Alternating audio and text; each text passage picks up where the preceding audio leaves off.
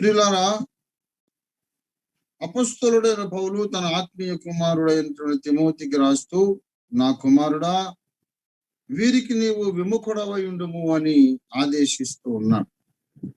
ఎవరికి విముఖుడై ఉండాలి అంటే 2వ వచనము నుండి 5 వరకు కొంతమంది మనుషులను గూర్చి చెప్పాడు.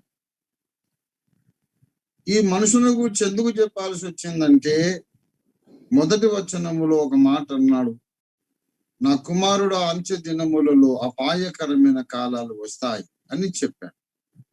అపాయకరమైన కాలములు అంటే దేనికి అపాయము? మన శరీరానికి అపాయం అని కాదు, ఆత్మీయ జీవితానికి అపాయకరమైన కాలాలు వస్తాయి. విశ్వాసుల ప్రార్థన జీవితం పాడైపోయే కాలం వస్తుంది. విశ్వాసులు దేవునికి దూరం అయిపోయే కాలం వస్తుంది. విశ్వాసులు దేవుని చిత్తాన్ని గ్రహించలేని కాలం వస్తుంది.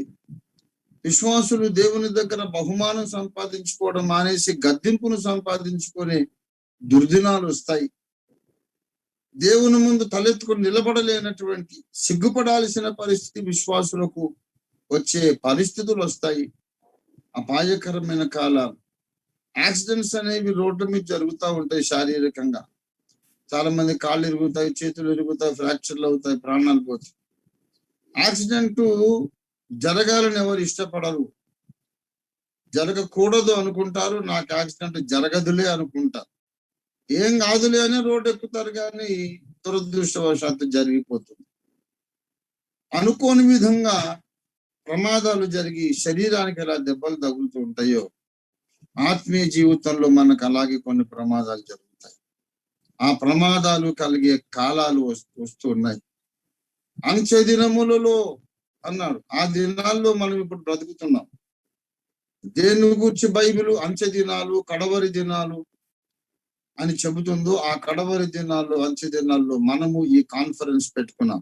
కడవరి దినాల్లో మనం ఈ సందేశాన్ని మనం వింటున్నాము, పంచుకుంటున్నాం. ప్రియులారా, ఎందుకు అపాయకరమైన కాలాలు వస్తాయి అంటే, మనుషుల మనస్తత్వాలు విచిత్రంగా మారిపోతాయి. మనుషుల మనస్తత్వాలు విచిత్రంగా మారిపోవడాన్ని బట్టి ఆత్మీయ జీవితం ప్రమాదంలో పడుతుంది. అదేమిటంటే, మనుషులు స్వార్థ ప్రియులు అవుతారు, ధనాపేక్షలు అవుతారు, బింకమ్ములాడు వారు అవుతారు, అహంకారులు అవుతారు, తల్లిదండ్రులకు అవిధేయులు అవుతారు, కృతజ్ఞత లేని వారు అవుతారు, అపవిత్రులు అవుతారు, అనురాగ రహితులు అవుతారంటే ప్రేమ లేని వారు అవుతారు, అతి ద్వేషులు అవుతారు, అపవాదకులు అవుతారు, మనుషులు అజితేంద్రియులు అవుతారు, క్రూరులు, సజ్జన ద్వేషులు. మంచివాడు కనబడితే వాడిని ద్వేషిస్తారు. మంచివాడంటే ఇష్టం లేదు జనాలకు. అలాంటి కాలాలు వచ్చేస్తాయి అని చెబుతూ, వీరికి విముఖుడవై ఉండుము అని మాట్లాడుతున్నాడు. ప్రియ దేవుని దాసులారా, నా సహదాసులారా, వీరికి విముఖుడవై ఉండుము అంటే అలాంటి వాళ్ళకి మనము ముఖం తిప్పేసుకోవాలి, వాళ్ళతో సహవాసం చేయకూడదు అని మాట్లాడుతున్నాడు. దాంట్లో నాకు అర్థమవుతున్నది ఏంటంటే, వాళ్ళు ఎదురైనప్పుడు ముఖం తిప్పేసుకోవడం కాదు, ఆ లక్షణాలు మనలో ఉండకుండా మనం చూసుకోవాలి. స్వార్థపరుడు కనబడ్డప్పుడు నేను ముఖం తిప్పేసుకోవడం కాదు, నేను స్వార్థపరుడిని కాకుండా ఉండాలి. ధనాపేక్షలు కనబడ్డప్పుడు ముఖం తిప్పేసుకోవడం కాదు, నేను ధనాపేక్ష లేని వాడుగా బ్రతకాలి. కృతజ్ఞత లేని వాళ్ళు కనబడితే విముఖుడినై ఉండడం కాదు, నేను కృతజ్ఞత కలిగిన వాడునుగా ఉండాలి. దేవుడు చేసిన ఉపకారాలకు దేవుని పట్ల కృతజ్ఞుడని, మానవుల ద్వారా నాకేదన్నా మేలు జరిగితే వాళ్లకు కూడా కృతజ్ఞుడై ఉండాలి. అది సజ్జన ద్వేషులు అన్నాడు.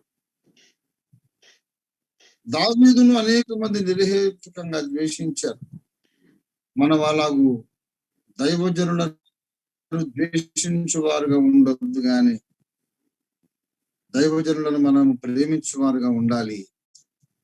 వారికి విముఖుడై ఉండు, సజ్జన ద్వేషులకు విముఖుడై ఉండు అంటే అసలు నీవే ఒక సజ్జన ద్వేషివి కాకుండా ఉండాలి అని అర్థం మనం స్వీకరించాలి అని చెబుతూ, ద్రోహులు, మూర్ఖులు, గర్వాంధులు దేవుని కంటే సుఖానుభవమును ఎక్కువగా ప్రేమించువారు పైకి భక్తి గల వారి వలె కనబడతారు కానీ దాంట్లో ఉండే శక్తిని ఆశ్రయించకుండా ఉంటారు. ఇలాంటి వాళ్లకు విముఖుడై ఉండాలి అంటే మనము భక్తి కలిగి ఉండాలి. భక్తిలో ఉండే శక్తిని ఆశ్రయించాలి. భక్తిలో గొప్ప శక్తి ఉన్నది ప్రియులారా. భక్తిలో గొప్ప శక్తి ఉన్నది. ఆ శక్తిని మనం ఆశ్రయించి బ్రతకాలి. భక్తిలో ఉండే శక్తి చేత మన సమస్యలను ఎదుర్కొంటూ, దుష్టుడిని ఎదుర్కొంటూ, శత్రువులను జయిస్తూ దేవుడు అప్పగించిన పని నెరవేర్చడానికి గురి వద్దకు మనము సాగి వెళుతూ ఉండాలి.